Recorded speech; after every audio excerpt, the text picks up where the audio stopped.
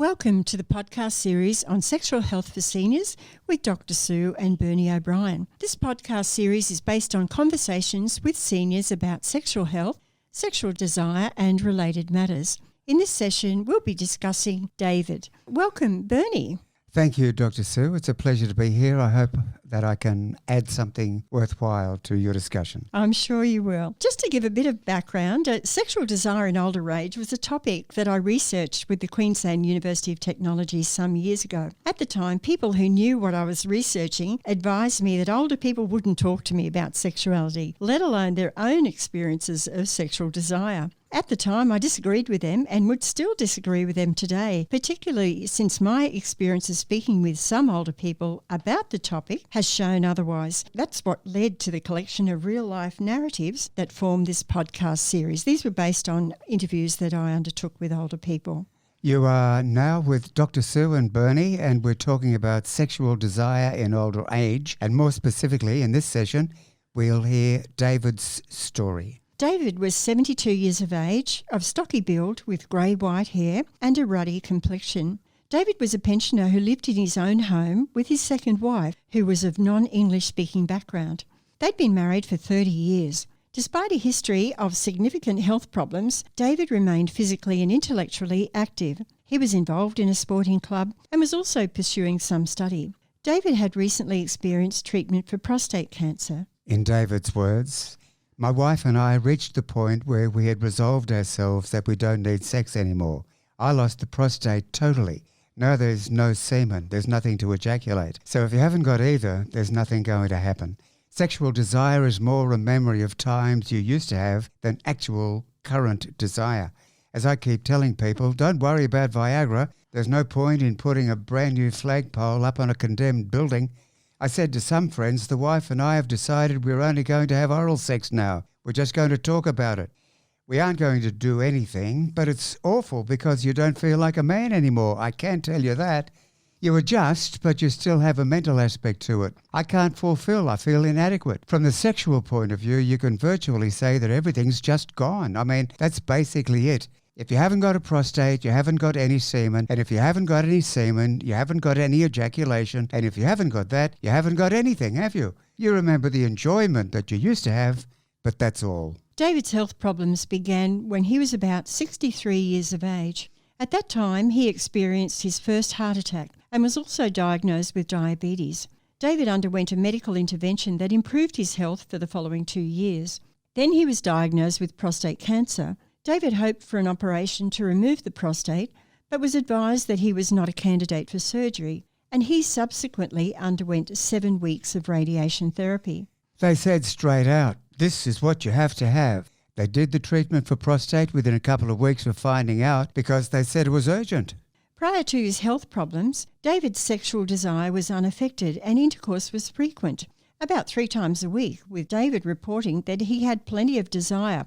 However, because of the prostate cancer treatment, sexual desire was unable to be fulfilled. David could no longer achieve and sustain an erection, and he sought medical help. Even before I had the prostate treatment, diabetes knocked me down. So we had I had half what you would call desires. I had the diabetes and then the prostate. I spoke to my doctor about it. I said, I've got this impotency thing and mentally I'm going mad. I want to know what this story is. David's doctor investigated his problem. I had a lot of tests. The doctor gave me a test where they put the gel on you and it comes up on the screen, one like when you have a baby. And I had another test. They had me lay down and tested how much blood flow I had going past the testicles. And then the doctor came in and gave me an injection in the penis.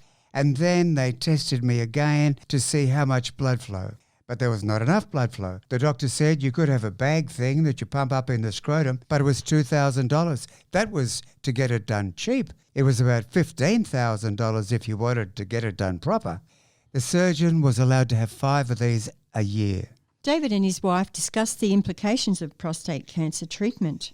We reached the point where we decided that it didn't matter. Eventually, sexual desire becomes more a memory of times we used to have than actual desire. So, Bernie, what do you think about that? It's a bit of a sad story there with David, who was so sexually active before, and then he had all of these different health issues. What are your thoughts about that? I believe that David was fortunate in his ability to open up and discuss this with firstly his partner, secondly his doctor, and then the surgeon. Bottling that up is not the right sort of an answer. That could lead to depression and despair and Yes. all of the other things that go with that. And who So, needs it? yes, I was quite surprised that he had that sort of a relationship with his wife. And that was the impression I got when I was talking to David. And I did meet his wife briefly, but there was that sharing, that they shared everything. And I thought that was really lovely, actually. They were going through this together. It was a journey that they were on, but he wasn't facing it alone. I don't know how long they had been married, but I guess that's the nature of a long-term relationship, companionship, plus time to talk about sensitive things. Yeah, 30 years they'd been. Yeah, 30 years. Long together. enough. And that was a second marriage, so he didn't talk about the first marriage. You've got a bit of stats on prostate cancer, haven't you? Dr. Sue, I have felt I had to do some homework. Good on you, Bernie.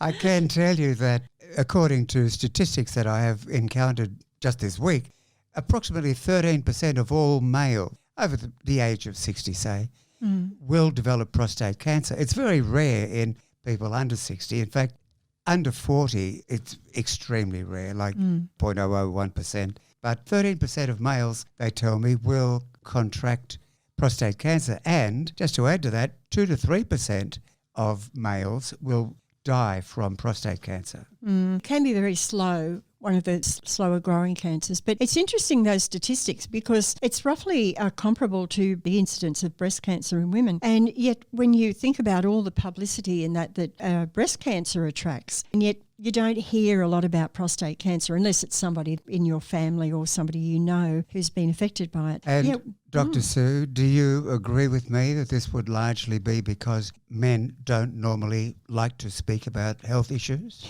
Absolutely. And I think that also goes back to the fact that usually most women have had a relationship with their medical practitioner. They've had children.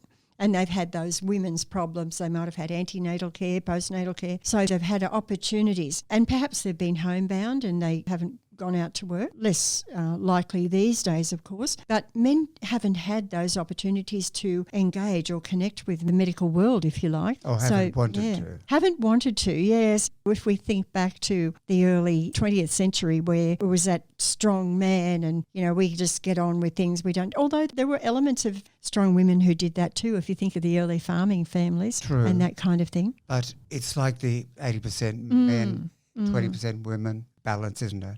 Yes, that's right. Yeah. However, let's return to David's story. Yes, you're with Bernie and Dr. Sue, and we're discussing David's experience of sexual desire in the context of prostate cancer. Some months later, when David was next interviewed, he reported that the prostate cancer that he had been treated for had returned. The problem is the prostate. The cancer has come back. The PSA has jumped back to 7.5. I have to have another blood test, and if the second blood test has jumped, the treatment is hormone therapy or castration or death. If it's hormones, it's female hormones, so I can stop shaving. That's the sort of thing that does happen. It depends on the strength of the hormones or straight out physical castration. We haven't decided yet. If it's castration, well, either way it'll save my life, but it depends which is the better way. He might say to me, if it's hormones, females live longer than males. I have to wait for him to tell me these things, but that's the situation that I'm in. Yeah, and Bernie, that comes back to what you were saying before. We haven't decided yet. That was a joint decision and not his decision alone. So I thought that was quite nice that they had that shared experience. Like I said, it was almost like they were going through the journey together. Yeah, I think his sense of humour comes through there. Talked about not having to shave and maybe living longer because he was, in essence, have some female characteristics. And my recollection from interviewing him was that things could be quite dark and dire for him, but the sense of humour always came through. Well, he did refer to his body as a condemned building, yes. which I thought was quite amusing, but obviously David felt comfortable to talk about those problems at home and within his very close social circle. And looking for some measure of social support through this ordeal too. Yes, that's right. And I think that is so important. Dr. Sue, is this a good time to maybe give an indication of what the warning signs of prostate would be? Yes, Bernie, I think that's an excellent idea, and that's a little bit of the research you've also done. Yeah, well, Yeah. I started getting interested from my own point of view. I'm like everybody else. I'm not always looking Google up on medical issues, but Do you have regular PSA blood tests? I have had blood tests. Mm-hmm. I know what I've done with looking forward to prostate. I've had a couple of tests. Mm-hmm. PSA, I don't remember if that was the anagram that they gave me, but Yeah. I do remember one doctor giving me a particular test which frankly was fairly invasive. Yes, and that reminds me of an old joke, which may be a little bit in poor taste here, but listeners, if you hold up one finger, that's where you go to the doctor. If you need a second opinion, then you hold up a second finger. So there you go. Whatever. Dr. Sue, let me inform you right now of 6 warning signs of incipient prostate cancer. Sure. Most importantly, a frequent need to urinate. And secondly, a difficulty in urination. That might be urgency, or it might be inability to have a free-flowing pee. Mm. Thirdly, interrupted flow. Fourthly, painful urination or a burning sensation. Fifth indication or warning sign is erectile dysfunction. Mm. And finally, the 6th warning sign is a decrease in the amount of ejaculant during sex. Mm. Okay, so all of those things, Yeah. you'd think if you noticed any of those, and you would notice them, that there'd be a problem. But if there were more than one of those warning signs, Yes. then you just go and see the doctor straight Yes. away. And we might come back to those too towards the end, Bernie, just to reiterate. Yep. Because it is important to know those things. I think, though, one of the other things to be aware of is they can mimic an enlarged prostate. So either way, though, if you have any of those signs or symptoms, then you still need to. Yes, Definitely. I'm glad you mentioned that because the two things are not necessarily the same. No, that's right. An enlarged prostate doesn't necessarily lead into prostate cancer. The other thing I think that men need to be aware of is if there's a family history. Of Yeah. course. Yes. Apparently, if you're a man and your father has had prostate cancer, then you have a more likely chance of contracting that. But if your brother has prostate cancer, then your chance is greater again. Yes, and I think for people in that situation, they like to start doing PSA testing around 40. Okay. Yeah. Yeah, well, that's sensible. That's right. So it doesn't really matter what age you are. If you have any of those warning signs, just mention it to your doc when you go in for a checkup. Sure. Or even just go for the checkup. As you identified earlier, Right. half the problem is that men don't even go, or they might not even go. Guilty.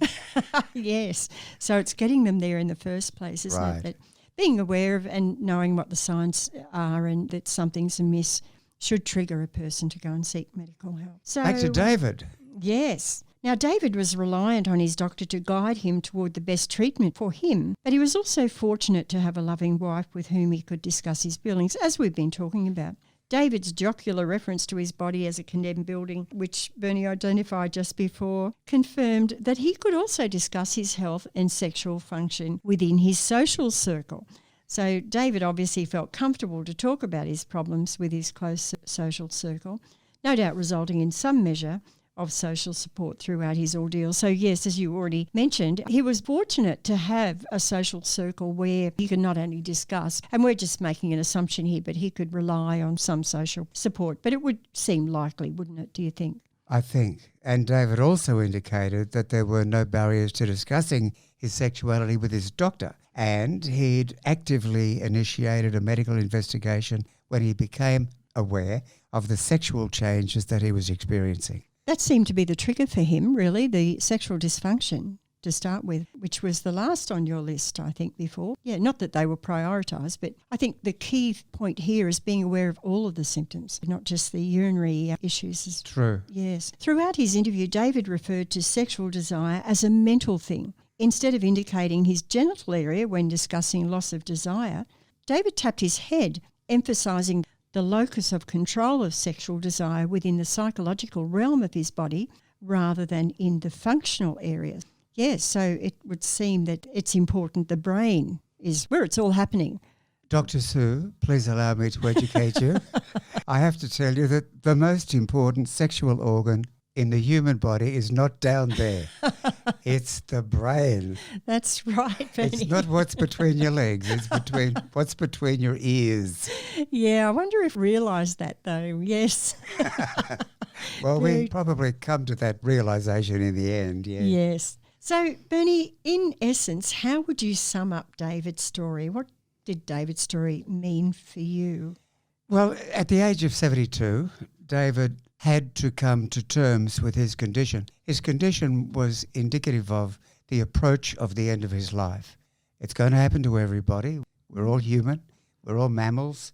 But we have to do it. We've got to do it. David was prepared to do it. He discussed it. He gave himself every indication of how to handle the last phase of his life. And quite frankly, I know it's quite some time since you interviewed him, and probably that life has come to an end. So I guess for me, some of the key themes there were, of course, we've talked about that connectedness with his wife and that sharing their story together, their life story. I also felt that shortly after he realised that there was an issue with his body, he sought medical treatment rather than waiting. A lot of men wait, or I shouldn't generalise, but some people do wait until it's too late. And then the treatment options are very limited compared to what was available initially for David. That's also true. The sooner that action can be taken, we all want to have a long and healthy life. I'm generalising. Some people don't want that, but the majority of us certainly do. And we should pursue that if that's what we want.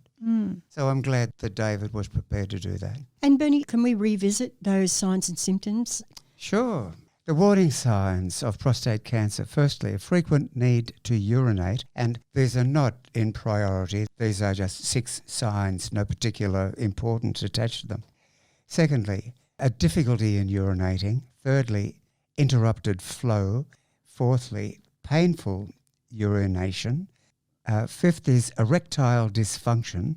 And sixth is a decrease in the amount of ejaculant. And, Dr. Sue, would you like a little bit more information about how to keep a little more healthy, how to prevent this happening?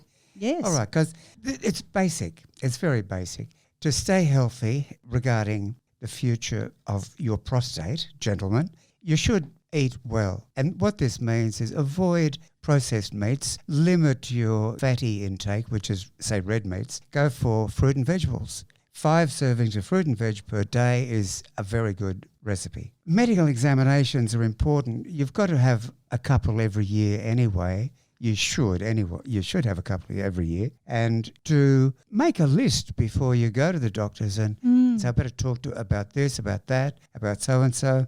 The other important thing, along with diet and a regular checkup, is exercise. Even if it's going for a walk with or without a dog, doesn't make any difference. You know, you can go for a game of golf once in a while if you play it. You can take the boat out and go fishing if you've got one and have a bit of fun that way. Or you can go down and barrack for your favourite football team and try to catch the ball when it comes over the sideline. Some people do that. But these are all important things, and they're just sort of natural. They're what we should be doing anyway if we do want to pursue that long and healthy life. Common sense types of things. Common sense. Yes. I did work in prostate cancer research for the Cancer Council at one stage in my past career. At that time, I think there's more written about it now, but at the time we were encouraging the men in our studies to drink more orange or red drinks. Go on. Yeah, cranberry juice. And to this day, I still cook with more, not that I'm a man, but of course cooking for a man as well, cook with turmeric, which is orange. The orange and red, I can't say there's a research basis for this, but orange and red foods and drinks are not a bad thing either. Thank you for that. Okay. So in relation to David's story, I did feel that the togetherness of the couple through their life-threatening trials and tribulations provided a compelling narrative account of that shared life and love and of desire for each other, whether it was sexual or otherwise. And as we were talking informally before our podcast session, it's not always about the physical act of sex. It's about all of those other things. And so you've been listening to Dr. Sue and Bernie O'Brien, and we've been talking about sexual desire in older age. The focus this week was on David's story. We'll continue with our series on sexual health for seniors in our next podcast.